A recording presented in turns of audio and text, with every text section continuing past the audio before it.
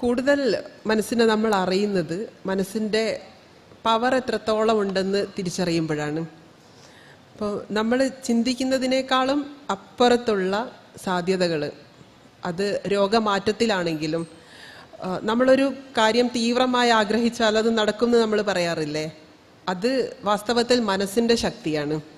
ഒരു രോഗം വരുന്ന അവസ്ഥയിൽ ഈ രോഗം എനിക്ക് മാറിയിരിക്കണം എന്ന് നിർബന്ധം വരുമ്പോൾ മനസ്സിലുണ്ടാവുന്ന മാറ്റങ്ങൾ വളരെ പോസിറ്റീവാണ്. നമുക്ക് എത്രയോ രോഗികൾ, ഞാനതിൽ ഏറ്റവും ഓർത്തിരിക്കുന്നത് വയനാട്ടിൽ നിന്ന് വന്നിട്ടുള്ള ഒരു മേരി എന്ന് പറഞ്ഞിട്ടുള്ളൊരു ചേച്ചിയാണ്. അവരുടെ ക്രിയാറ്റിൻ ലെവലൊക്കെ ഒരുപാട് കൂടുതലായിരുന്നു. ഒന്നും ചെയ്യാൻ പറ്റില്ല എന്ന് പറഞ്ഞ് ഹോസ്പിറ്റലിൽ നിന്നൊക്കെ തിരിച്ചയച്ച ഒരു വ്യക്തി. അപ്പം നമ്മുടെ അടുത്തേക്ക് വരുമ്പോഴും നമുക്കും ഇതിനിപ്പോൾ എങ്ങനെ എത്രത്തോളം പ്രോഗ്രസ് ഉണ്ടാക്കിയെടുക്കാൻ പറ്റുമെന്ന് നമുക്ക് പോലും ഒരുറപ്പില്ലാതെ വന്നിട്ടുള്ള ഒരു രോഗി. അവരുടെ ഒരു ഡിറ്റർമിനേഷൻ, അവരുടെ മനസ്സിൻ്റെ ഒരു ബലം ഒന്നുകൊണ്ട് മാത്രം ആ രോഗത്തിൽ നിന്ന് രക്ഷപ്പെട്ടിട്ടുള്ള ഒരു വ്യക്തിയായിരുന്നു. പ്രകൃതി രീതിയിലേക്ക് വരുമ്പോഴും നമുക്കറിയാം ഭക്ഷണ രീതിയിൽ ഒരുപാട് മാറ്റം വരും. നമ്മുടെ ഇഷ്ടഭക്ഷണങ്ങളും രുചിയൊക്കെ നമ്മൾ ഒരു ഭാഗത്തേക്ക് മാറ്റി വെക്കേണ്ടി എല്ലാം വരാറുണ്ട്. അപ്പം ഇതൊക്കെയാണ് പലപ്പോഴും പല ആളുകൾക്കും ഈ ഒരു രീതി മുന്നോട്ട് കൊണ്ടുപോകാൻ കുറച്ച് പ്രയാസമായിട്ട് വരാറുള്ളത്. അവിടെയാണ് ഈ ചേച്ചി ഇവർ പറയുന്നത്, എനിക്ക് എങ്ങനെയും ജീവിക്കണം, കാരണം എനിക്ക് 3 പെൺകുട്ടികളാണ്, ചെറിയ കുട്ടികളാണ്. അപ്പം പച്ചവെള്ളം കുടിച്ചിട്ട് ഞാൻ ഇരിക്കണം, 1 വർഷം ഞാൻ ഇരുന്നോളാം. അപ്പം ആ ഒരു വാക്കിൽ അവരുടെ ഒരു രോഗം മാറണം, അല്ലെങ്കിൽ ഇതിൻ്റെ ഇത്രത്തോളം പ്രശ്നത്തിലാണ്, അതൊന്നും അവരെ ബാധിക്കുന്ന വിഷയമല്ല, അതൊന്നും അവർ ചിന്തിക്കുന്നില്ല. അവരുടെ ചിന്തയിലാകെയുള്ളത് എനിക്ക് ഈ രോഗം മാറിയിരിക്കണം. അത് ആ വ്യക്തി പറയുമ്പോൾ ആ മനസ്സിൽ നിന്ന് വരുന്ന തോന്നലാണ്. ഇതേപോലെ തന്നെ ഇതിൻ്റെ നേരെ വിപരീതമായിട്ടുള്ള ആളുകളുണ്ട്. ഇതൊന്നും ഇനി രക്ഷപ്പെടാൻ പോകുന്നില്ല, ഇതിൽ ഇനി കയറി വരൽ പ്രയാസമാണ്, ഇനിയിപ്പോൾ എന്തിനാ തിരിച്ചു വന്നിട്ട്, ആ ഒരു നെഗറ്റീവ് 2 എക്സ്ട്രീമിലും നിൽക്കുന്ന ആളുകളുണ്ട്. അതേസമയം എല്ലാവർക്കും അവരവരുടെ മനസ്സിനെ ഈ ഒരു പോസിറ്റീവായിട്ടുള്ള ഒരു വൈബ്രേഷനിലേക്ക് കൊണ്ടുവരാൻ ഏതൊരാൾക്കും സാധിക്കും. അതിന് കൂടുതലായിട്ടൊന്നും ആരും ചെയ്യേണ്ടതില്ല. എന്ത് കാര്യമായാലും, രോഗമാറ്റമായിക്കോട്ടെ, മറ്റെന്ത് വിഷയമായാലും നമുക്ക് ഏറ്റവും കൂടുതൽ ട്രസ്റ്റ് ചെയ്യാൻ പറ്റുന്നത് നമ്മുടെ മനസ്സിനെയും ശരീരത്തിനെയും ആവണം. കാരണം നമ്മുടെ ശരീരം അതിന് എഗെയിൻസ്റ്റ് ആയിട്ട് ഒന്നും ചെയ്യുന്ന ഒരു സിസ്റ്റം അല്ല. എപ്പോഴും ശരീരം അതിന് ഫേവറായിട്ടുള്ള കാര്യങ്ങൾ മാത്രമേ ചെയ്യുള്ളൂ.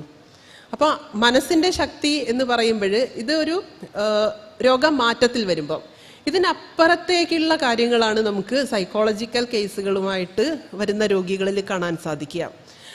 ഒരു ചെറിയൊരു 12 വയസ്സുള്ളൊരു പയ്യൻ, അവന് നീന്തൽ ഭയങ്കര ഇഷ്ടമാണ്, എങ്ങനെയും സ്വിമ്മിങ് പഠിക്കണം. പക്ഷേ അവൻ്റെ അമ്മയ്ക്കും അച്ഛനും പേടിയാണ്, ഇല്ല അവൻ ഒരു കാരണവശാലും നീന്തൽ പഠിക്കാൻ വിടില്ല എന്ന് അവർക്കും നിർബന്ധം. പക്ഷേ കുട്ടിയുടെ മനസ്സിലുള്ള ചിന്തകൾ, അവൻ പല ഷോകളിൽ കാണുന്നത്, ഇതൊക്കെ അവന് എങ്ങനെയോ അവൻ്റെ മനസ്സിൽ ഈ ഒരു സ്വിമ്മിങ് എന്നുള്ളത് ഒരു പാഷനായിട്ട് വളർന്നിട്ടുള്ള ഒരു പയ്യൻ. അപ്പോൾ കുറച്ച് നാൾ കഴിഞ്ഞപ്പോൾ ഇവർ നോട്ട് ചെയ്യുന്നത് എന്നും കുട്ടിക്ക് ബെഡ് വെറ്റിംഗ് വരുന്നുണ്ട്. രാത്രിയിൽ ഇവൻ ബെഡിൽ മൂത്രമൊഴിച്ചു പോകുന്നുണ്ട്. രാവിലെ ആവുന്ന സമയത്ത് ഇവർ ബെഡാകെ നനഞ്ഞിരിക്കും, ഇവൻ്റെ ഡ്രസ്സൊക്കെ നനഞ്ഞിരിക്കും. എന്താണെന്ന് ഇവർക്കൊരു പിടിയും കിട്ടുന്നില്ല. രാത്രി ഇവൻ യൂറിൻ പാസ് ചെയ്തിട്ടൊക്കെയാണ് കിടക്കുന്നത്. പക്ഷേ എന്താ ഇവൻ്റെ ഈ ഒരു ഇതിന് പിന്നിൽ പിന്നെ ഇവർക്ക് തിരിച്ചറിയാൻ പറ്റി, ഇത് യൂറിൻ അല്ലല്ലോ, യൂറിൻ ആണെങ്കിൽ അതിനൊരു സ്മെല്ലുണ്ടാവും, പ്രശ്നം ഇതൊന്നുമില്ല, ഇവൻ നനഞ്ഞിരിക്കുക ചെയ്യുന്നത്. ഈ കുട്ടി ഉറക്കത്തിൽ തൊട്ടടുത്തുള്ള പുഴയിൽ പോയി നീന്തിയിട്ട് വരിക ചെയ്യുന്നത്.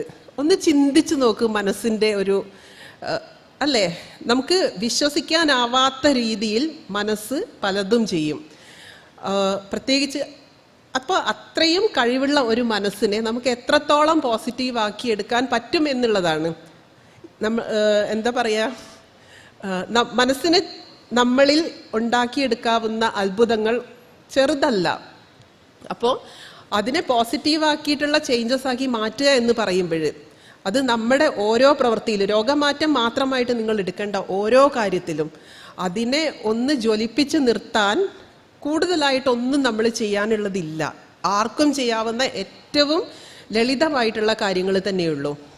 എന്ന് വെച്ചാൽ നമ്മൾ മനസ്സിനെ അറിയുന്നത് എങ്ങനെയാണ്? നമ്മുടെ ഇമോഷൻസ് വഴിയാണ്, നമ്മുടെ വികാര വിചാരങ്ങളിലൂടെയാണ് നമ്മൾ നമ്മുടെ മനസ്സിനെ അറിയുന്നത്. വികാര വിചാരങ്ങൾ എന്ന് പറയുമ്പോൾ നമുക്കറിയാം, നമുക്കുണ്ടാവുന്ന പേടി, ദേഷ്യം, സന്തോഷം, ഇതെല്ലാം നമ്മളിൽ വരുന്ന പലതരത്തിലുള്ള വികാര വിചാരങ്ങളാണ്. നമുക്ക് പോസിറ്റീവായിട്ടുള്ള വികാര വിചാരങ്ങളുണ്ട്, നെഗറ്റീവായിട്ടുള്ളവയുണ്ട്. ഇത് രണ്ടും സ്വാഭാവികമായിട്ടും നമ്മളിൽ വന്നു പോകും. നെഗറ്റീവായിട്ടുള്ളത് കുഴപ്പമാണെന്ന് പറയുമ്പം ഒരിക്കലും നെഗറ്റീവ് വരാതിരിക്കില്ല. നമ്മളൊരു നോർമൽ ഹ്യൂമൻ ബീങ് ആയി ഇരിക്കുന്നിടത്തോളം നമുക്ക് എല്ലാ ഇമോഷൻസും വരും, പോസിറ്റീവും വരും, നെഗറ്റീവും ഒക്കെ വരും. അപ്പം നെഗറ്റീവ് ഇമോഷൻസ് വരിക എന്ന് പറയുമ്പോഴത്തേക്ക് എന്തോ സംഭവിച്ചു എന്നുള്ള രീതിയിൽ എടുക്കണ്ട, അത് നോർമലാണ്. കാരണം അതിനെ സ്റ്റെബിലൈസ് ചെയ്യുന്ന സിസ്റ്റം നമ്മുടെ ബോഡിയിലുണ്ട്. സിമ്പത്തറ്റിക് സിസ്റ്റം ആക്ടിവേറ്റ് ചെയ്യും.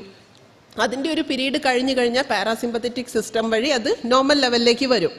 അപ്പം ഈ ഒരു ഇമോഷണൽ ചേഞ്ച് വരുന്ന സമയത്ത് നമ്മളിത് എക്സ്പീരിയൻസ് ചെയ്യുന്നു എന്നുള്ളതിനപ്പുറം നമ്മുടെ ഉള്ളിൽ നടക്കുന്ന മാറ്റങ്ങൾ, ബയോളജിക്കൽ ലെവലിൽ നമ്മുടെ ശരീരത്തിൽ നടക്കുന്ന മാറ്റങ്ങൾ വളരെ വളരെ വളരെ വലിയ മാറ്റങ്ങളാണ്.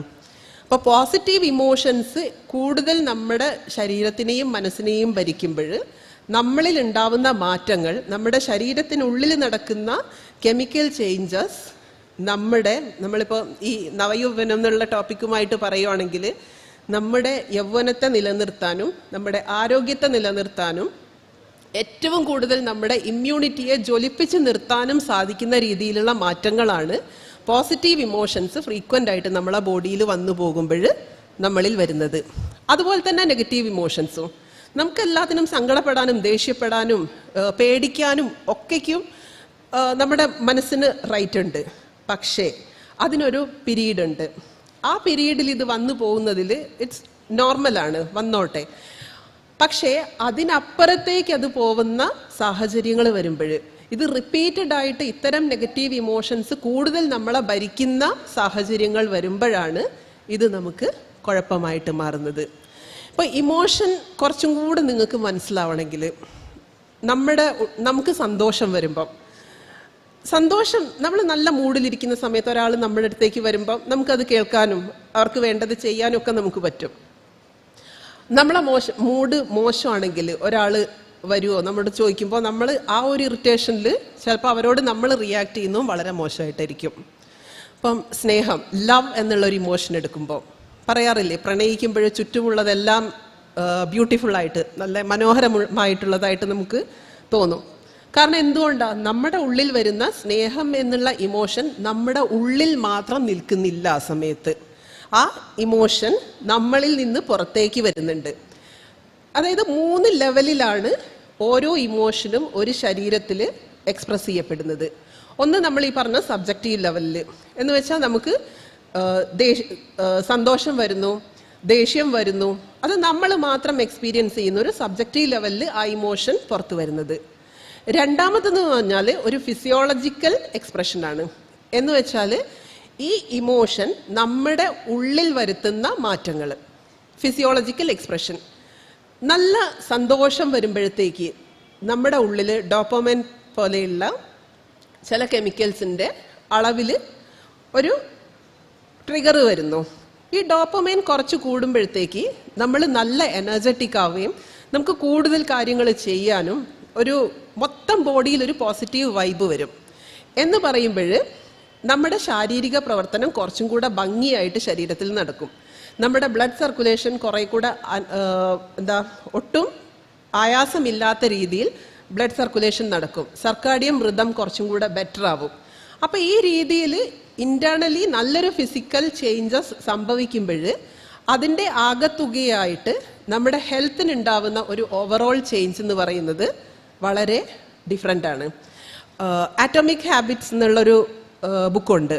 ആ ആറ്റോമിക് ഹാബിറ്റ്സിൽ അതിൽ പറയുന്നത് കുഞ്ഞു കുഞ്ഞു മാറ്റങ്ങൾ, നമ്മൾ ജീവിതത്തിൽ വരുത്തുന്ന ചെറിയ ചെറിയ മാറ്റങ്ങൾ ഒരു പീരീഡ് കഴിയുമ്പോഴത്തേക്ക് ഒരു വലിയ മാറ്റമായി മാറുകയും ആ വലിയ മാറ്റം നമ്മളെ തന്നെ മാറ്റിയെടുക്കുന്നതുമായിട്ടുള്ള നിരവധി പഠനങ്ങളും അതിൻ്റെ ഗ്രാഫൊക്കെ വരച്ചിട്ട് വളരെ ഭംഗിയായിട്ടുള്ളൊരു ബുക്കാണ്. നമ്മളെല്ലാവരും വായിച്ചിരിക്കേണ്ട, നമുക്കൊരു പോസിറ്റീവ് ചേഞ്ച് കൊണ്ടുവരാൻ ഒരുപാട് ഹെൽപ്പ് ചെയ്യുകയും ചെയ്യുന്ന നല്ലൊരു പുസ്തകമാണ്. അപ്പോൾ ആ പറഞ്ഞതുപോലെ നമ്മൾ ഒരുപാടൊന്നും നമ്മൾ ശ്രമിച്ചിട്ടില്ലെങ്കിലും ചെറിയ ചെറിയ മാറ്റങ്ങൾ, ഇപ്പം നമുക്ക് സന്തോഷിക്കാൻ പ്രത്യേകിച്ച് അങ്ങനെ എന്താ വലിയ കാര്യങ്ങളിൽ മാത്രം സന്തോഷിക്കാൻ ഇരിക്കുന്നതിന് പകരം നമ്മൾ കുഞ്ഞു കുഞ്ഞു കാര്യങ്ങളിൽ സന്തോഷിക്കാൻ ശ്രമിക്കുമ്പോൾ അത്രയൊക്കെ ചേഞ്ച് വരും. വെറുതെ ഒന്ന് ഒരാളെ കാണുമ്പോൾ നമുക്കൊന്ന് ചിരിക്കാൻ പറ്റിയാൽ, പെട്ടെന്ന് നമുക്ക് അറിയുന്നവരോ അറിയാത്തവരോ ആവട്ടെ, ഒന്ന് പുഞ്ചിരിക്കാൻ പറ്റിയാൽ തന്നെ ഈ പറഞ്ഞ കുഞ്ഞു ഫിസിയോളജിക്കൽ ചേഞ്ച് നമ്മുടെ ഉള്ളിൽ നടക്കുന്നുണ്ട്. അതുപോലെ തന്നെ നഷ്ടം, ലോസ്, നമ്മളൊരു നഷ്ടം അനുഭവിക്കുന്ന സമയത്ത് നമ്മളിൽ എന്താ പുറത്തേക്ക് വരുന്നത്? നമ്മൾ ഉള്ളിൽ അനുഭവിക്കുന്നത് സങ്കടമാണ്. നമ്മുടെ ഉള്ളിലുണ്ടാവുന്ന ഫിസിയോളജിക്കൽ ചേഞ്ചും അതേപോലെ നമ്മളിൽ നിന്ന് വരുന്ന, മൂന്നാമത്തെ ഞാൻ പറഞ്ഞില്ല, ബിഹേവിയറൽ എക്സ്പ്രഷനാണ് മൂന്നാമത്തത്. സബ്ജക്റ്റീവ് ചേഞ്ച്, ഫിസിയോളജിക്കൽ ചേഞ്ച്, മൂന്നാമത് ഒരു ബിഹേവിയറൽ എക്സ്പ്രഷൻ. അതാണ് മറ്റുള്ളവരിലേക്കും നമ്മുടെ ചുറ്റുപാടിലേക്കും നമ്മളിൽ നിന്നും പുറത്തേക്ക് വരുന്ന സാധനം. അപ്പം അത് ഒരുപക്ഷെ സങ്കടമാണെങ്കിൽ നമ്മുടെ ഉള്ളിൽ നിന്ന് വരുന്ന ഈ ബിഹേവിയറൽ ചേഞ്ച് എന്ന് പറഞ്ഞാൽ ഭയങ്കര ഒരു മോശം റിയാക്ഷൻ ആയിരിക്കാം. ദേഷ്യമാണെങ്കിൽ പിന്നെ പറയണ്ട. ഈ പറഞ്ഞ ഓരോ ഇമോഷനിലും നേരത്തെ നമ്മൾ പറഞ്ഞ സെൽ വോൾട്ടേജ് പറയുന്നത് പോലെ ആ ടൈമിൽ ഉണ്ടാവുന്ന സെൽ വോൾട്ടേജിൽ വളരെയധികം ഡിഫറൻസ് നമ്മുടെ ഫിസിക്കലി സംഭവിക്കുന്നുണ്ട്.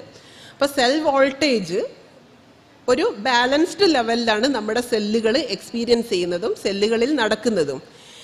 അത് ഓവർലോഡ് ആവുന്ന സമയത്ത്, ഒരു ടൈമല്ല 2 ടൈമല്ല, ഇത് ഫ്രീക്വൻ്റ് ആയിട്ട് ഓവർലോഡിങ് വരുമ്പോൾ, സെൽ വോൾട്ടേജിന് വരുമ്പോൾ സെല്ലിൻ്റെ അൺനാച്ചുറൽ ഡെത്തും ഫ്രീക്വൻ്റ് ആയിട്ട് സംഭവിക്കുന്നുണ്ട്. അപ്പോൾ ഒരു സെല്ലിന് നമുക്കറിയാം, സെല്ലിൻ്റെ ഒരു ലിവിങ് പീരീഡ്, ഇത്ര സമയത്ത് ആ സെല്ല് ജീവിച്ച് അതിൻ്റെ സൈക്കിൾ കംപ്ലീറ്റ് ചെയ്ത് ആ സെല്ലിലുള്ള ട്രാൻസ്ഫർ ചെയ്യേണ്ട ഗുഡ് മെറ്റീരിയൽസ് ഇനി വരാൻ പോകുന്ന സെല്ലുകളിലേക്ക് ട്രാൻസ്ഫർ ചെയ്തിട്ട് വേണം ഒരു സെല്ലിന് നമ്മുടെ ശരീരത്തിൽ നിന്ന് ഡിസപ്പിയർ ആവാൻ.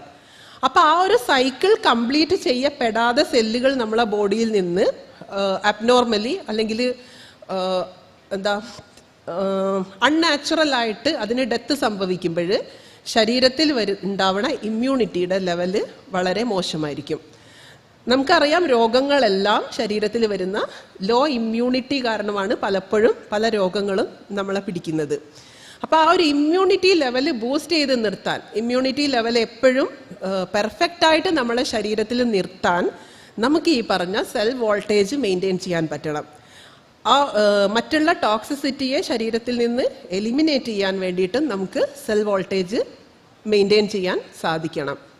അപ്പം ഈ ഒരു ശരീരത്തിൻ്റെ ഇക്വിലിബ്രിയം, ഒരു സന്തുലിതാവസ്ഥ എങ്ങനെ നമുക്ക് ഇമോഷൻ വഴി നിലനിർത്താനാവും എന്നുള്ളതാണ് ഈ പറഞ്ഞത് അത്രയും. അപ്പോൾ ഇമോഷൻ്റെ കാര്യം പറയുമ്പോൾ അത് എത്രത്തോളം പ്രശ്നമുണ്ടാക്കും എന്നുള്ള മറ്റൊരു കേസ് ഞാൻ പറയാം.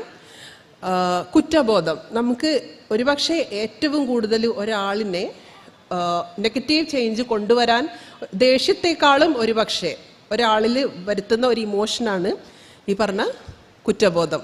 നമ്മൾ അത് ഒരു ഹീലാവണേന്, ഒരു മുറിവിന് ഹീലാവണം, പക്ഷേ ഹീലാവാൻ പറ്റാതെ വീണ്ടും വീണ്ടും അത് ട്രിഗർ ചെയ്യുന്നത് പോലെ എപ്പോഴും ട്രിഗർ ചെയ്ത് നമ്മുടെ ഒരു മാനസികാവസ്ഥയെ ഒന്നാകെ ഉലയ്ക്കുന്ന ഒരു ഇമോഷനാണ് കുറ്റബോധം.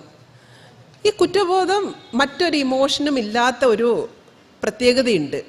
ഇപ്പോൾ സങ്കടമായാലും സന്തോഷമായാലും ദേഷ്യമായാലും പേടിയായാലും കുറച്ച് ഒരു പീരീഡ് കഴിഞ്ഞാൽ അതിൻ്റെ ഒരു ഇതൊക്കെ പോയി കഴിഞ്ഞാൽ നമ്മളത് വിട്ടുകളയും. പക്ഷെ ഈ ഒരു സാധനം ഇതിങ്ങനെ ഹോണ്ട് ചെയ്തുകൊണ്ടിരിക്കും, അത് അത്ര പെട്ടെന്നൊന്നും ഉള്ളിൽ നിന്ന് പോവില്ല. അപ്പോൾ ഒരു 32 വയസ്സുള്ളൊരു പയ്യൻ, അവൻ ബാംഗ്ലൂരിൽ നിന്ന് ബൈക്കുമായിട്ട് നമ്മുടെ ഹോസ്പിറ്റലിൽ ചികിത്സയ്ക്ക് വന്നതാണ്. പുള്ളിയുടെ തലയുടെ ബാക്കിലൊരു മുറിവുണ്ട്. ആ മുറിവ് ഹീൽ ചെയ്യാൻ വേണ്ടിയിട്ടാണ് വന്നത്. അപ്പോൾ വന്നു കഴിഞ്ഞ് ചോദിച്ചപ്പോൾ ഈ മുറിവുണ്ടായത് കക്ഷിയുടെ 21ാമത്തെ വയസ്സിലാണ്. ഇപ്പോൾ ഒരു 10 വർഷത്തിന് ശേഷമായിട്ടും ഈ മുറിവ് ഉണങ്ങുന്നില്ല. വേറെ അസുഖങ്ങളൊന്നുമില്ല, നല്ല പ്രായമാണ്, ഇമ്മ്യൂണിറ്റി കുറവൊന്നുമുള്ള ആളല്ല. പിന്നെ എന്തോ ഈ മുറിവ് ഉണങ്ങാത്തതിന് നമുക്ക് ഇങ്ങനെ ഒരു കേസ് വരുമ്പോൾ കുറേ മരുന്നൊക്കെ വെച്ച് അല്ലെങ്കിൽ ഭക്ഷണ രീതികളിലൂടെയൊന്നും ഈ മുറിവിനെ ഉണക്കാൻ പറ്റില്ല എന്ന് നമുക്ക് നന്നായിട്ട് അറിയാം. കാരണം ഈ ഇങ്ങനെ ഉണങ്ങാതിരിക്കുന്ന ഒരു മുറിവെന്ന് വെച്ചാൽ ഇതിന് പിന്നിൽ മറ്റെന്തോ ഉണ്ട്. അപ്പോൾ ആളുമായിട്ടിരുന്ന് സംസാരിച്ച് അപ്പോഴാണ് മുറിവിൻ്റെ കാരണം പുറത്ത് വരുന്നത്. പുള്ളിയുടെ 18ാമത്തെ വയസ്സിൽ പുള്ളി എവിടേക്കോ പോകുമ്പോൾ ഒരു ഫ്രണ്ടിനെ നിർബന്ധപൂർവ്വം ബൈക്കിൽ കയറ്റി. ഇല്ല എത്താറായി എന്ന് പുള്ളി പറഞ്ഞ് കേൾക്കാതെ നിർബന്ധിച്ച് കയറി ഫോഴ്സ് ചെയ്ത് കയറ്റി. ആ പോണ വഴിയിൽ ഒരു ആക്സിഡൻ്റ് ആവുകയും ഈ കയറിയ ഫ്രണ്ട് അവിടെ തന്നെ സ്പോട്ടിൽ മരിച്ചു പോവുകയും ചെയ്തു. അപ്പം എല്ലാവരുടെയും കുറ്റപ്പെടുത്തൽ, ജീവിച്ചിരിക്കുന്നവരാണല്ലോ പിന്നെ ഇതിനൊക്കെ എന്തിനു വേണ്ടി ഒന്നുമില്ല. പക്ഷെ എന്നിരുന്നാലും കുറേ കുറ്റപ്പെടുത്തലിനേക്കാളും അപ്പുറത്ത് ഞാൻ കാരണം ആ കുടുംബത്തിനുണ്ടായിട്ടുള്ള പ്രശ്നം, ആ ഒരു മരണം, വേറെ എന്തും നമുക്ക് ഓക്കെ എന്തെങ്കിലും പരിഹാരം ഉണ്ടാവും. ഇതൊരു പരിഹാരമില്ലാത്ത പ്രശ്നമായി. ആ ചിന്തയിൽ നിന്നാണ് അന്ന് ഇവന് പറ്റിയിട്ടുള്ളതാണ് ഈ മുറിവ്. ഈ ആക്സിഡന്റിന്റെ സമയത്ത് ഇവൻ വീണപ്പോൾ ഇവന്റെ തലയ്ക്ക് പറ്റിയിട്ടുള്ള ആ മുറിവാണ്. അപ്പോൾ ആ മുറിവാണ് ഉണങ്ങാതിരിക്കുന്നത്. കാരണം ഈ മുറിവ് ഇയാളിനെ സംബന്ധിച്ച് ഇയാളുടെ കുറ്റബോധത്തിന്റെയും സങ്കടത്തിന്റെയും ആ ഒരു നശിച്ച സമയത്തിന്റെയും എല്ലാം കൂടെയുള്ള ഓർമ്മയാണ് ഈ മുറിവ്. അത് ഹീലാവാൻ ഇയാളുടെ മനസ്സ് അനുവദിക്കുന്നില്ല. അപ്പോൾ അവിടെ ഈ ചിന്തയെ നമുക്ക് എങ്ങനെ പുറത്തെടുത്ത് കളയാം എന്നുള്ളതിലാണ് ഈ ഹീലിങ്ങും കാര്യങ്ങളൊക്കെ വരുന്നത്. അപ്പം ഞാൻ പറഞ്ഞു വന്നത്, ഇങ്ങനെയൊരു മുറിവ് ഉണങ്ങാതിരിക്കുക എന്നുള്ളത് നാച്ചുറലാണോ? അല്ല. അതേപോലെ തന്നെ ഇത് കുറ്റബോധത്തിൻ്റെയാണ്. പേടിയിടത്, ഒരു മണങ്ങളെ പേടിയുള്ള ഒരു പെൺകുട്ടി, അവൾക്ക് ഹാലൂസിനേഷൻ വഴി ഒരുപാട് സ്മെല്ലിങ്ങനെ വരും. എന്ന് വെച്ചാൽ റിയലി ഒരു സ്മെല്ല് അവിടെ ഇല്ല, പക്ഷെ അവൾക്ക് പല പല സ്മെല്ലും എക്സ്പീരിയൻസ് ചെയ്യാൻ പറ്റും. അതിൽ പലതും അവൾ പറയുന്നത് പൂക്കളുടെ മണമാണ്. നമുക്ക് പൂക്കളുടെ മണം എന്ന് പറഞ്ഞാൽ നമ്മൾ ഒരുപാട് ഇഷ്ടപ്പെടുന്ന മണമാണ്. പക്ഷെ അവൾക്കത് ആ സ്മെല്ല് അങ്ങോട്ടേക്ക് വരുമ്പോഴത്തേക്ക് അവൾക്ക് ഉണ്ടാവുന്ന ഒരു പിരിമുറുക്കവും അവളിൽ വരുന്ന മാറ്റങ്ങളും ഒന്നാകെ വലിഞ്ഞു മുറുകണ വേദനയും സങ്കടവും ഒക്കെയാണ് അവൾക്ക് ആ മണം വരുമ്പം. അപ്പൊ അവിടെ ഒരു പൂ വിരിയാണെങ്കിൽ അതാണ് അവളുടെ ഏറ്റവും വലിയ പേടി. എങ്ങനെ ഒരു പൂവിന്റെ മണത്തിനെ അല്ലെ ഗന്ധങ്ങളെ ഇത്രയൊക്കെ പേടിക്കാനും, ഇതൊരു ഹാലൂസിനേഷനായി ഒരു തോന്നലായി എങ്ങനെ ഈ മനസ്സിൽ വന്നു എന്നുള്ളടുത്ത് എപ്പം മുതലാണ് തുടങ്ങിയത് അറിയില്ല. എന്താണ് എന്തേ മണം വരുന്ന സമയത്ത് എന്തെങ്കിലും ബ്രെയിൻ റിലേറ്റഡ് ആയിട്ടുള്ള വല്ല പ്രശ്നമുണ്ടോ, ബ്രെയിൻ സ്കാനിങ് ഇതിലോ ഇതൊന്നും ഒന്നിലും ഒരു കുഴപ്പമില്ല. അപ്പം ഇതിൻ്റെ കാരണത്തിനെ തേടി പോകുന്ന സമയത്ത് ഈ കുട്ടി കുഞ്ഞായിരിക്കുമ്പോഴാണ് ഇവളുടെ അച്ഛൻ മരിക്കുന്നത്. ഓർമ്മ വെച്ച സമയമൊന്നുമല്ല, അച്ഛനോട് അങ്ങനെ വലിയ ഇൻറ്റിമസി ഒന്നും ഉണ്ടായിട്ടുള്ള പ്രായമല്ല. പക്ഷേ ആ മരിച്ച് കിടക്കുന്ന ആളുടെ ശരീരത്തിൽ കൊണ്ടുവച്ചിട്ടുള്ള പൂക്കളും റീത്തും ഈ ഒരു പിക്ചർ കുഞ്ഞിൻ്റെ മനസ്സിൽ വല്ലാതെ പതിഞ്ഞിട്ടുണ്ട്. ആ സമയത്തുള്ള മണവും എന്ന് വെച്ചാൽ അവൾക്ക് അച്ഛനും അച്ഛൻ്റെ സാധനങ്ങളൊന്നുമല്ല, പക്ഷേ അവളുടെ ഓർമ്മയിൽ ഈ പൂക്കളും പൂക്കളുടെ മണവും കണക്ട് ചെയ്യപ്പെട്ടിട്ടുള്ളത് അവളുടെ ജീവിതത്തിലുള്ള ഏറ്റവും വലിയ നഷ്ടമായിട്ടാണ്. അപ്പോൾ അന്നത്തെ ആ ഓർമ്മയിൽ അവളുടെ മനസ്സിൽ കിടക്കുന്ന ആകെ ബാക്കി എന്ന് പറയുന്നത് ഈ പൂക്കളുടെ മണമാണ്. അതിൽ നിന്ന് തുടങ്ങിയിട്ടുള്ള പേടി എന്നുള്ളതിനേക്കാളും നമുക്ക് എല്ലാ ഇമോഷനെയും നമുക്ക് പേര് പറയാൻ പറ്റില്ല.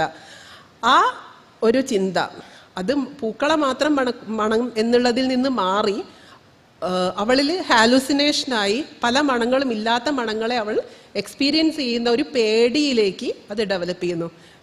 എല്ലാം ചെയ്യുന്നത് മനസ്സിൻ്റെ അവളിൽ വന്നിട്ടുള്ള, അല്ലെങ്കിൽ അവൾ ഒരുപക്ഷെ നമ്മൾ ആദ്യം പറഞ്ഞ പോലെ നമ്മൾ അറിയാത്ത, നമുക്ക് തിരിച്ചറിയാനാവാത്ത നമ്മുടെ ഉള്ളിൻ്റെ ഉള്ളിലുള്ള എന്തോ നമ്മൾ മനസ്സെന്ന് വിളിക്കുന്ന അതിൻ്റെ എന്തെല്ലാമോ ചലനങ്ങൾ നമ്മളൊന്നും മറക്കുന്നില്ല. അമ്മയുടെ ഗർഭപാത്രത്തിൽ ഇരിക്കുമ്പോൾ ഈ കുഞ്ഞിനെ വേണ്ട, നമുക്ക് ഇതിനെ അബോർട്ട് ചെയ്യാം എന്ന് ആരെങ്കിലും പറയുന്ന ഇത് കേൾക്കുന്ന ഗ്രോയിങ് ഫീറ്റസ്, ഉള്ളിൽ വളർന്നുകൊണ്ടിരിക്കുന്ന കുട്ടികളിൽ സൂയിസൈഡൽ ടെൻഡൻസി കൂടുതലാണെന്ന് പഠനങ്ങൾ കാണിക്കുന്നുണ്ട്. അത് അൺവാണ്ടഡ് ആണ് എന്നുള്ള ചിന്ത ആരും പറയുന്നില്ല. ഈ പ്രഗ്നൻസി പീരീഡിൽ വന്നിട്ടുള്ള അവരുടെ സംസാരത്തിൽ നിന്ന് വന്നിട്ടുള്ള ഒരു സാധനം ഈ ഗ്രോയിങ് ഫീറ്റസിൽ ഇത്രയൊക്കെ സൂയിസൈഡൽ ടെൻഡൻസി ഉണ്ടാക്കാൻ പറ്റുമെന്നുണ്ടെങ്കിൽ നമ്മൾ ഒരു ഭ്രൂണമായി വളരുന്നത് മുതൽ ഉണ്ടാവുന്ന ഓരോന്നും നമ്മുടെ മനസ്സിൽ നമ്മൾ അറിയാതെ തന്നെ എവിടെയോ ഉണ്ടെന്നുള്ളതിൻ്റെ ഏറ്റവും വലിയ തെളിവാണ്. മറ്റൊരു പെൺകുട്ടി പേടിയായിട്ട് വന്നേ, അവൾക്ക് ഡയഗ്നോസിസ് വന്നേക്കുന്നത് പാരനോയിഡ് സ്കിസോഫ്രേനിയ എന്നാണ്. എന്ന് വെച്ചാൽ എല്ലാം സംശയമായിരിക്കും അവർക്ക്. ഭക്ഷണം കഴിക്കാൻ പേടി, കാരണം അവർ വിചാരിക്കുന്ന ഈ ഭക്ഷണത്തിൽ പോയിസൺ കലർത്തിയിട്ടുണ്ടാവും. എല്ലാത്തിനെയും ആ രീതിയിൽ സംശയത്തോടെ നോക്കുക എന്നല്ല, അവർക്ക് പേടിയാണ്. എന്തോ ചെയ്യുന്നുണ്ടെന്ന്. ഈ പെൺകുട്ടിക്കും ഇതേപോലെ തന്നെ ഇവള് പേടിക്കുകയാണ്. ഒന്നും ഭക്ഷണം കഴിക്കാതെയായി, വെള്ളം കുടിക്കാതെയായി, കുട്ടിയാകെ ഡ്രിപ്പ് ഇടേണ്ട അവസ്ഥയിലേക്ക് വന്നു. അപ്പൊ എന്താ ഇവൾക്ക് ഇങ്ങനെയൊക്കെ പേടി വരാൻ കാരണം? ഇവളുടെ അച്ഛൻ പണം കടം വാങ്ങിയിട്ടുണ്ടായിരുന്നു. അപ്പോൾ സാമ്പത്തികമായിട്ട് ഇവർ വലിയ കഷ്ടത്തിലാണ്. അപ്പം ഇവൾക്കും അറിയാം സാഹചര്യങ്ങൾ. 12-13 വയസ്സേ ഉള്ളൂ അവൾക്കും. സാഹചര്യങ്ങൾ അവൾക്ക് നന്നായിട്ട് അറിയാം. അപ്പം ഇവള് പലപ്പോഴും കേൾക്കുന്നുണ്ട്, പത്രങ്ങളിൽ കാണുന്നുണ്ട്, കുടുംബം ഒന്നാകെ ആത്മഹത്യ ചെയ്തു, അച്ഛൻ അമ്മയും ചേർന്ന് ഭക്ഷണത്തിൽ മക്കൾക്ക് വിഷം കൊടുത്തു, ചോറിൽ ഉരുളയാക്കി കൊടുത്തു. ഇതൊക്കെ കുട്ടി പറയണതാട്ടോ പിന്നീട്. അപ്പം മിക്കവാറും പിന്നെ ഇവള് ചിന്തിക്കുന്നത് അത്രയും, എങ്ങനെയായിരിക്കും അച്ഛൻ ഞങ്ങളെ ഇല്ലാതാക്കാൻ പോകുന്നത്, ഞങ്ങളെ കുടുംബം എങ്ങനെയായിരിക്കും എല്ലാവരും കൂടെ മരിക്കാൻ പോകുന്നത്, ഇനി ഉറങ്ങിക്കിടക്കുമ്പോൾ ഇവർ വന്ന് കൊല്ലുകയായിരിക്കുമോ ചെയ്യുക, അതോ ഭക്ഷണത്തിൽ വിഷം നൽകിയിട്ടായിരിക്കുമോ? അപ്പം ഈ ചിന്തകളിൽ ഇവളുടെ ഉറക്കം നഷ്ടപ്പെട്ടു. അതേപോലെ തന്നെ ഭക്ഷണം കഴിക്കാനുള്ള മാനസികാവസ്ഥ മൊത്തം പോയി, കാരണം പേടിക്കുകയാണ്. അപ്പം ആ ഒരു പേടി ഡെവലപ്പ് ചെയ്ത് ഇത്തരത്തിൽ ഇതുമായിട്ട് ഒരു ഡോക്ടറിൻ്റെ അടുത്ത് ചെല്ലുമ്പോഴത്തേക്ക് എന്താ ചിന്തിക്കുന്നത്, എന്തൊക്കെയാ ലക്ഷണങ്ങൾ എന്ന് ചോദിക്കുമ്പോൾ സംശയം പറയുന്നുണ്ട്. അപ്പോൾ എന്തൊക്കെയാണ് സംശയങ്ങൾ, എന്തൊക്കെയാണ്, ഉറങ്ങുന്നുണ്ടോ? കാരണം ഇതിനെല്ലാം ICD-10 ഒരു ക്ലാസിഫിക്കേഷൻ ഉണ്ട്. ഇന്ന ലക്ഷണങ്ങൾ വരുമ്പം ഇതായിരിക്കും രോഗം. എന്തെങ്കിലും മരുന്ന് കൊടുത്ത് നമുക്ക് ഈ രോഗത്തിനെ മാറ്റിയെടുക്കാൻ പറ്റുമോ? ഒരുപക്ഷെ മരുന്ന് കൊടുത്ത് നമുക്ക് ഇവളെ സപ്രസ് ചെയ്ത് കിടത്താം. കാരണം എപ്പോഴും സൈക്യാട്രിക് ഡ്രഗ്സ് ചെയ്യുന്നത് അതാണ്, ബ്രെയിൻ സപ്രസൻസ് ആണ്. അപ്പോൾ അങ്ങനെ സപ്രസ് ചെയ്ത് കിടത്താം എന്നുള്ളതല്ലാതെ ഒരുപക്ഷെ കാലത്തിന് മാറ്റിയേക്കാൻ പറ്റിയേക്കാം. ഇവരുടെ വിഷയങ്ങളൊക്കെ മാറി എന്നവൾക്ക് ബോധ്യം വരുന്നിടത്ത് ചിന്തകൾ മാറി അങ്ങനൊരു മാറ്റം വന്നേക്കാം. അല്ലാതെ ആരോ പൊതിഞ്ഞു വെച്ച ഏതോ മരുന്നുകൊണ്ട് എങ്ങനെയെങ്കിലും നമുക്ക് ഈ പറഞ്ഞ ഏതെങ്കിലും കേസിൽ എന്തെങ്കിലും ചെയ്യാൻ പറ്റുമോ? ഇവിടെയെല്ലാം ഈ രോഗത്തിനെല്ലാം പിന്നിൽ കൃത്യമായിട്ടുള്ള ശാരീരിക രോഗങ്ങളെ പറ്റി പറയുന്നത് പോലെ തന്നെ മാനസികമായിട്ടുള്ള എല്ലാ രോഗത്തിന് പിന്നിലും കൃത്യമായിട്ട് കാരണങ്ങളുണ്ട്. ആ കാരണങ്ങളെ നമ്മൾ മാറ്റുന്നിടത്ത് മാത്രമേ മാനസിക രോഗങ്ങളെ നമുക്ക് ക്ലിയർ ചെയ്തെടുക്കാൻ പറ്റുള്ളൂ. അപ്പോൾ ഞാൻ പറഞ്ഞു വന്നിട്ടുള്ളത് നമ്മുടെ ഇമോഷനെ പറ്റിയിട്ടായിരുന്നു.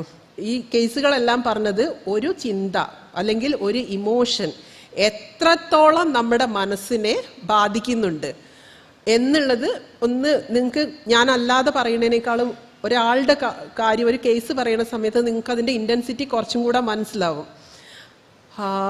അപ്പം അതുപോലെ തന്നെ പോസിറ്റീവ് ഇമോഷന് ഇത് ഇത്രയും നെഗറ്റീവായിട്ട് വരുന്നത് പോലെ തന്നെ പോസിറ്റീവ് ഇമോഷന് ഇതിൻ്റെ അപ്പുറത്തെ രീതിയിൽ നമ്മുടെ ശരീരത്തിനെ മുന്നോട്ട് കൊണ്ടുപോകാനും സാധിക്കും. എന്ന് വെച്ചാൽ എല്ലാ മനസ്സും എല്ലാ വ്യക്തികളും എക്സ്പെക്റ്റ് ചെയ്യുന്ന കുറേ ആഗ്രഹങ്ങളുണ്ട്. ഇപ്പം സ്നേഹിക്കപ്പെടാൻ, അല്ലെങ്കിൽ അറ്റൻഷൻ കിട്ടാൻ, ഒരു ഒരു ശ്രദ്ധ കിട്ടാൻ, ഇതൊക്കെ പ്രത്യേകിച്ച് കുട്ടികളിലൊക്കെ വരുമ്പോഴത്തേക്ക് വളരെയധികം അവർ അറ്റൻഷൻ ഒരുപാട് ആഗ്രഹിക്കുന്നുണ്ട്. അപ്പം ആ രീതിയിലുള്ള പോസിറ്റീവ് ചേഞ്ച് കൊടുക്കുമ്പോഴത്തേക്ക് ആ രീതിയിലുള്ള മാറ്റങ്ങളെയും നമുക്ക് നമ്മുടെ ഓരോരുത്തരുടെയും ശരീരത്തിൽ, പ്രത്യേകിച്ച് കുട്ടികളുടെ കാര്യത്തിൽ ഒന്നും കൂടെ ശ്രദ്ധിക്കണം. കാരണം ഇത് ഞാനിപ്പോൾ പറയാനുള്ള ഒരു കാരണം എന്താണെന്ന് വെച്ചാൽ കുട്ടികളിൽ ഒരുപാട് സ്വഭാവ പ്രശ്നങ്ങൾ മുന്നേയുള്ള കുട്ടികളെ അപേക്ഷിച്ച് നോക്കുമ്പോൾ ഇപ്പോഴും വരുന്ന കുട്ടികളിലേക്ക് ഒരുപാട് പ്രശ്നങ്ങളാണ്. കഴിഞ്ഞ ദിവസം ഞാൻ എൻ്റെ മോൻ്റെ സ്കൂളിൽ പോയ സമയത്ത് അവൻ്റെ സാറ് പറയുമായിരുന്നു, സാർ അവിടെ 20 വർഷമായിട്ട് അധ്യാപകനായിട്ടിരിക്കുകയാണ്. ഇപ്പം ഈ ഒരു 2-3 വർഷമായിട്ട് കാണുന്ന കുട്ടികൾ ജീവിതത്തിൽ ആദ്യമായിട്ടാണ് ഞാൻ കാണുന്നത്. ഇതുവരെ ഞാൻ കണ്ടിട്ടുള്ള കുട്ടികളോട് ഒന്ന് മിണ്ടാതിരിക്കുമെന്ന് 2-3 പ്രാവശ്യം പറയേണ്ടി വരികയായിരിക്കും ഒരു ക്ലാസ്സിൽ. അത്രയേ വേണ്ടുള്ളൂ. ഇത് ഇങ്ങനെ ഓരോ 5 മിനിറ്റിലും ഇപ്പോൾ ഉള്ളവരോട് അടങ്ങിയിരിക്കൂ, മിണ്ടാതിരിക്കൂ, ഇതിങ്ങനെ പറഞ്ഞുകൊണ്ടിരിക്കണം. പക്ഷെ അവരുടെ അറ്റൻഷൻ സ്പാൻ വളരെയധികം കുറഞ്ഞു പോയി. അവരിൽ അറ്റൻഷൻ നിലനിർത്താൻ പറ്റുന്നില്ല. അത് ഫ്യൂ സെക്കൻഡ്സ് മാത്രമേ അവർക്ക് ഒരു സാധനം അറ്റൻഡ് ചെയ്ത് കാണാൻ പറ്റുന്നുള്ളൂ. അപ്പോൾ അതിൻ്റെ ഒരു കാരണം നോക്കുമ്പോൾ നമുക്ക് എല്ലാവർക്കും അറിയാം, ഇവർ കാണുന്ന റീൽസും മൊബൈൽ അഡിക്ഷനും ഒക്കെ തന്നെയാണ്. അപ്പോൾ ബ്രെയിനിനൊരു പോസിറ്റീവായിട്ടുള്ള ഒരു എക്സസൈസ്, ഒരു ചേഞ്ചാണ് ഏറ്റവും നല്ല റീഡിങ് കൊടുത്തുകൊണ്ടിരുന്നത്. അപ്പോൾ കുട്ടികളിലേക്ക് വന്നപ്പോൾ ഇപ്പോൾ റീഡിങ് എന്നുള്ള ഒരു ഹാബിറ്റേ അവരിൽ ഇല്ലാതായി. അതിൻ്റെ സ്ഥാനത്താണ് ഫ്യൂ സെക്കൻഡ്സ് മാത്രമുള്ള റീൽസിലേക്ക് അവർ കണക്ട് ചെയ്യപ്പെടുന്നത്. അപ്പോൾ ഇത് കണ്ട് ഇപ്പോൾ ഗൂഗിൾ എല്ലാ വർഷവും ഓരോ പുതിയ വേർഡ്സ് നമുക്ക് തരാറുണ്ട്. ഈ പ്രാവശ്യം വന്നിട്ടുള്ളത് ബ്രെയിൻ റോട്ട്സ് എന്നുള്ള നെയിമാണ്. എന്താണ് ഈ ബ്രെയിൻ റോട്ട്സ്? ഇവരുടെ അറ്റൻഷൻ സ്പാനും ഇവരുടെ ചിന്തകളും എല്ലാം ഈ പറഞ്ഞ ഒരു ഇതില് ഈ ഒരു ഫ്യൂ സെക്കൻഡ്സിൽ ഫിക്സ് ചെയ്ത് നിലനിർത്തപ്പെട്ടിട്ടുള്ള ഒരവസ്ഥയാണ്. അപ്പോൾ ഇവരിലും ഈ പറഞ്ഞതുപോലെ പോസിറ്റീവ് ചേഞ്ച് ഉണ്ടാക്കാൻ നമ്മളിപ്പോൾ ഈ ഒരു ഭാഗത്ത് ഞാൻ കുറ്റപ്പെടുത്തുന്നത് പോലെ പറയുമ്പോൾ അതിൽ ചെയ്യാനുള്ളത് കൂടുതൽ അറ്റൻഷൻ കൊടുക്കുക എന്നുള്ളതാണ്. അവരിനെ എത്രത്തോളം നമ്മൾ ശ്രദ്ധ കൊടുക്കാൻ പറ്റുന്നു, അവരിനെ കേൾക്കാൻ പറ്റുന്നു എന്നുള്ളിടത്താണ് അവർക്കും ഈ പറഞ്ഞ സാധനങ്ങളുമായിട്ടുള്ള അറ്റാച്ച്മെന്റ് കുറച്ച് കൊണ്ടുവരാൻ പറ്റുള്ളൂ. ഞാൻ കുറച്ച് നാൾ മുന്നേ വന്നിട്ടുള്ളൊരു പയ്യനെ ഓർക്കുകയാണ്. 4ലോ 5ലോ ആണ് അവൻ പഠിക്കുന്നത്. ഇവന് സ്കൂളിൽ പോകുന്നത് ബാഗിലൊരു ബ്ലേഡും വെച്ചിട്ടാണ്. അച്ഛൻ നല്ല തിരക്കാണ്, അമ്മ നല്ല തിരക്കാണ്. അപ്പം ഇവൻ ഇതും കൊണ്ടുപോയിട്ട് അടുത്തിരിക്കുന്ന കുട്ടീനെ ഇതിനെ കൊണ്ട് വലിയ മുറിവ് വരുത്തുന്നതിൽ ഇതിനെ കൊണ്ട് പോറും. അപ്പം അധ്യാപകൻ പാരൻസിനെ വിളിപ്പിക്കും. ആ ഒരു പാരന്റിന്റെ കൂടെയുള്ള സ്കൂളിലേക്കുള്ള വരവ് അവൻ റിയലി എൻജോയ് ചെയ്യാണ്. അവന് വേണ്ടത് അതാണ്, എൻ്റെ കാര്യം കേൾക്കാൻ, അല്ലെങ്കിൽ എൻ്റെ കൂടെ അച്ഛനോ അമ്മയോ സ്കൂളിൽ വരിക എന്നുള്ളത്. അപ്പം ആ ഒരു അറ്റൻഷൻ എത്രത്തോളം മനസ്സ് ആഗ്രഹിക്കുന്നു എന്നുള്ള അത് കുട്ടികൾക്ക് മാത്രമല്ല, പ്രായമായവർക്ക് പ്രത്യേകിച്ച്. അവര് മിക്കപ്പോഴും പ്രായമായിട്ടുള്ളവരെ നമ്മൾ ഒന്ന് മാറ്റിവെക്കാറുണ്ട്. മാറ്റിവെക്കല്ലെങ്കിലും ഫിസിക്കലി അങ്ങനെ സംഭവിക്കാറുണ്ട്. അപ്പോഴാണ് അവർ മരുന്നിൻ്റെ കാര്യവും അവർക്കുണ്ടാവുന്ന അസുഖങ്ങളുടെ എണ്ണവും ഒക്കെ കൂടി വരുന്നത്. അവർക്ക് വേണ്ട ആവശ്യങ്ങൾ, മരുന്ന് കൊണ്ടുവരണം, അല്ലെങ്കിൽ എനിക്ക് ഡോക്ടറെ അടുത്ത് പോകണം, ഇങ്ങനെയുള്ള സാധനങ്ങൾ അവരിലും കൂടുതലായിട്ട് വരുന്നത്.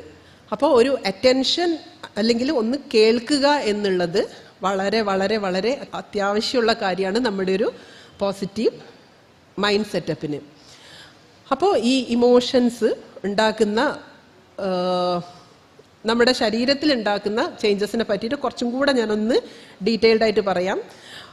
കാരണം അത് കുറച്ചും കൂടെ നിങ്ങളൊന്നും കൂടെ മനസ്സിലാക്കേണ്ട ഒരു സാധനമായതുകൊണ്ടാണ് അതൊന്നും കൂടെ ഞാൻ സ്ട്രെസ് ചെയ്യാമെന്ന് വിചാരിക്കുന്നത്. എന്നിട്ട് ഞാൻ നിർത്താം.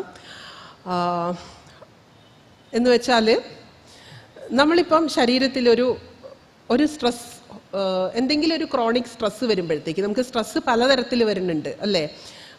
നമുക്ക് കുറച്ച് സമയത്തേക്കുള്ളത്, അല്ലെങ്കിൽ കൂടുതൽ സമയത്തേക്ക് നിലനിൽക്കുന്നത്, അല്ലെങ്കിൽ എന്തെങ്കിലും ഒരു ട്രോമാറ്റിക് ആയിട്ടുള്ളൊരു കാര്യങ്ങൾ നടക്കുമ്പോൾ ഉണ്ടാവുന്ന രീതിയിൽ, ഇങ്ങനെ പല രീതിയിൽ നമ്മുടെ ശരീരം സ്ട്രെസ്സിനെ എക്സ്പീരിയൻസ് ചെയ്യുന്നുണ്ട്. അപ്പോൾ എന്താണ് ഇതേപോലെയുള്ള ഒരു സ്ട്രെസ് അല്ലെങ്കിൽ നമ്മൾ പറഞ്ഞ നെഗറ്റീവ് ഇമോഷൻസ് വരുമ്പോൾ എന്താണ് നമ്മുടെ ഉള്ളിൽ നടക്കുന്നതെന്നും കൂടെ ഞാൻ ചെറുതായിട്ടൊന്ന് പറയാം. അപ്പോൾ കൂടുതലായിട്ട് ഈ സ്ട്രെസ് വരുന്ന സമയത്ത് നമ്മുടെ ഹൈപ്പോതലാമസ്, പിറ്റ്യൂട്ടറി, അഡ്രിനാലിൻ, ഈ 3 ഗ്ലാൻഡാണ് നമ്മുടെ ബോഡിയുടെ മൊത്തം ഒരു കണക്ഷൻ നിലനിർത്തുന്നത്. ഇത് തമ്മിലുള്ള ഒരു കമ്മ്യൂണിക്കേഷനാണ് മൊത്തം ശരീരത്തിൻ്റെ പ്രവർത്തനങ്ങളെ ത്വരിതപ്പെടുത്തി കൊണ്ടുപോകുന്നത്.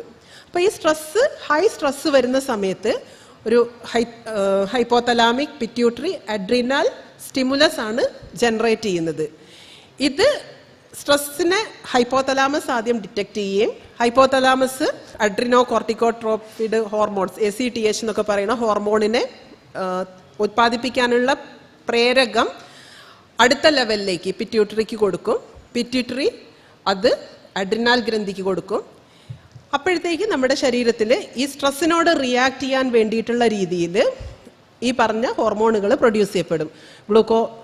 കോർട്ടിക്കോയിഡ്സ്, നോറെപ്പിനെഫ്രിൻ, എപ്പിനെഫ്രിൻ, അഡ്രിനാലിൻ, ഈ പറഞ്ഞ ഹോർമോണുകളൊക്കെ റെഡിയായി ഉത്പാദിപ്പിക്കപ്പെടും.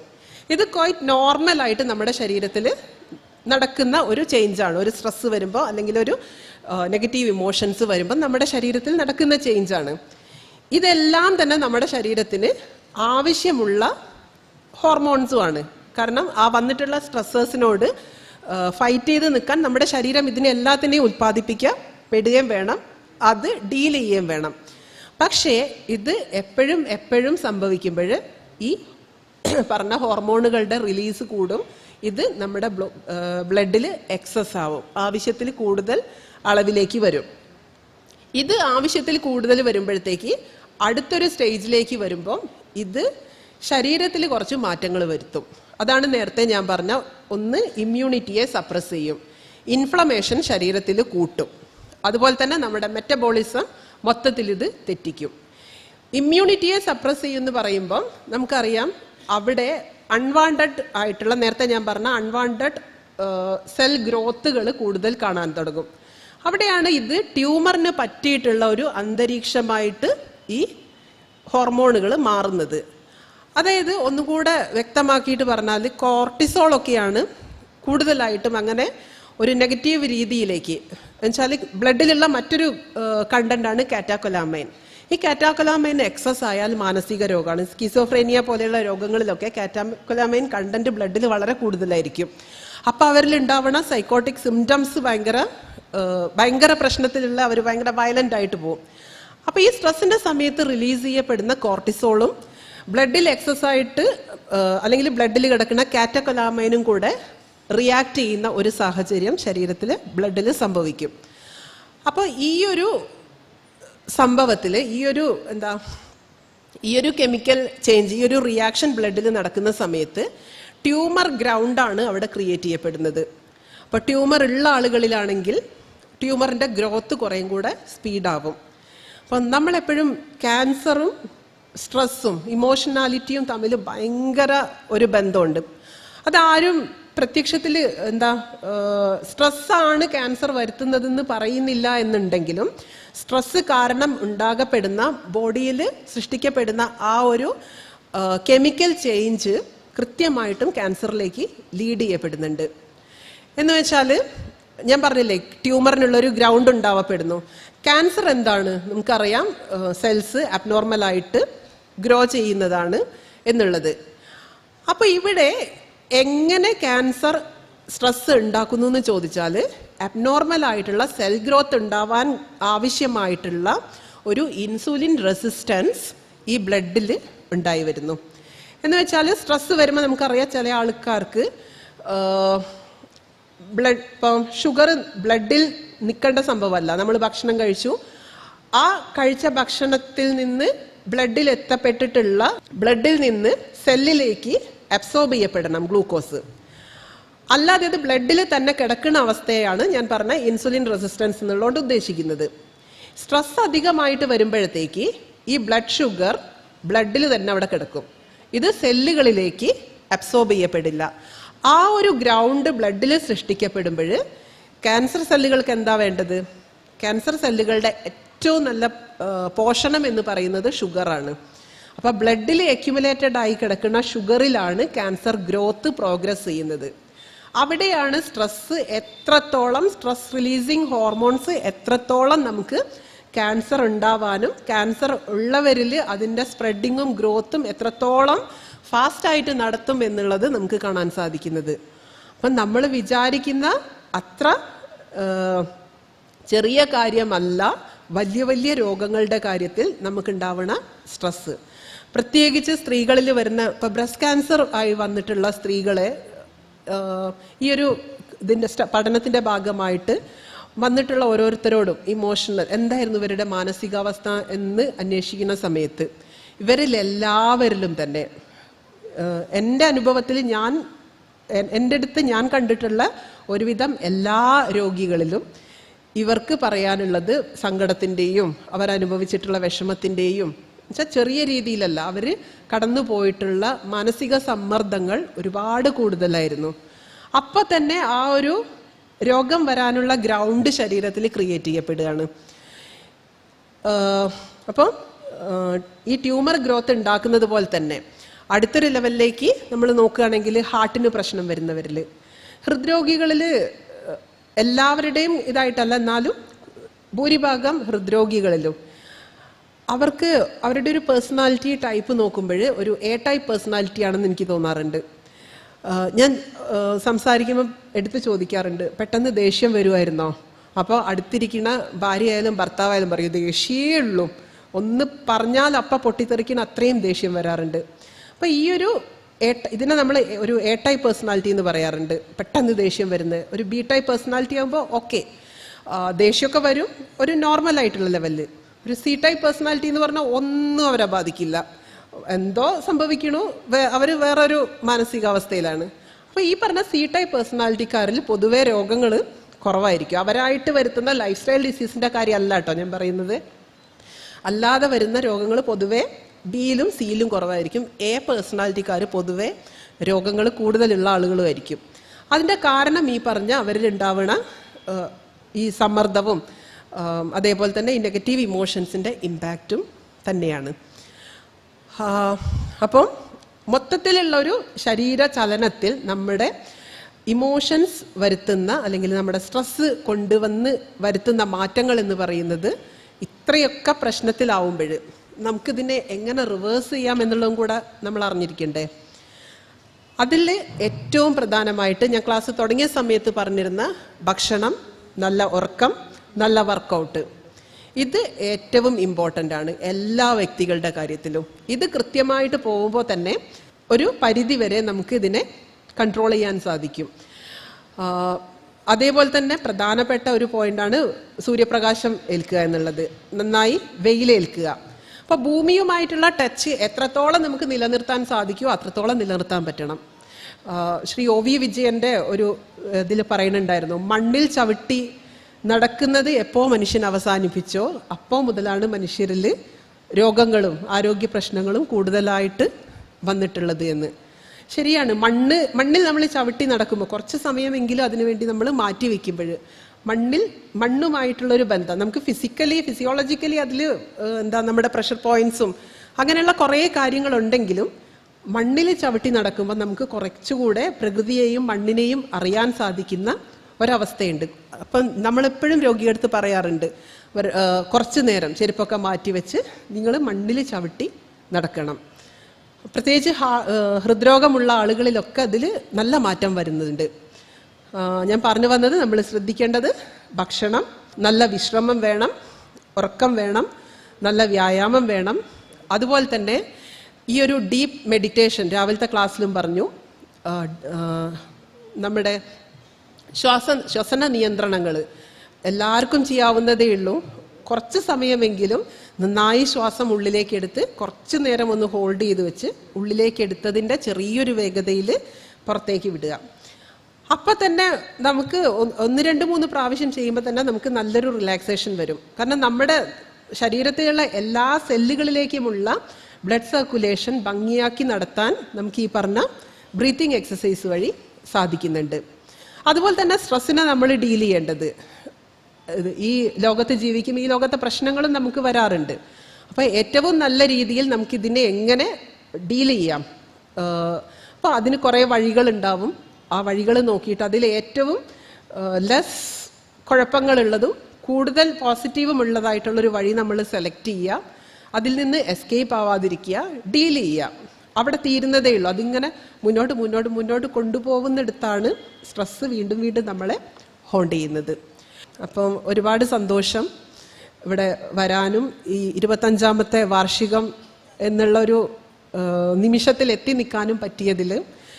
ഒരുപാട് പേരുടെ പിന്തുണയും, അഴീക്കോട് മാഷും സ്വാമി അഗ്നിവേശ്, നേരത്തെ ഞാൻ ഓർത്തു MA ജോൺ സാർ, ഞങ്ങളുടെ കോഴിക്കോടത്തെ ശോഭീന്ദ്രൻ മാഷ്, ഇങ്ങനെ ഒരുപാട് പേരുടെ സപ്പോർട്ടും അവരുടെ അനുഗ്രഹങ്ങളും എല്ലാമാണ് ഇപ്പോഴും നമ്മളെ ഇത്രയും പ്രതിസന്ധികൾക്കിടയിലും മുന്നോട്ട് പോവാൻ ഒരുപാട് സഹായിക്കുന്നത്.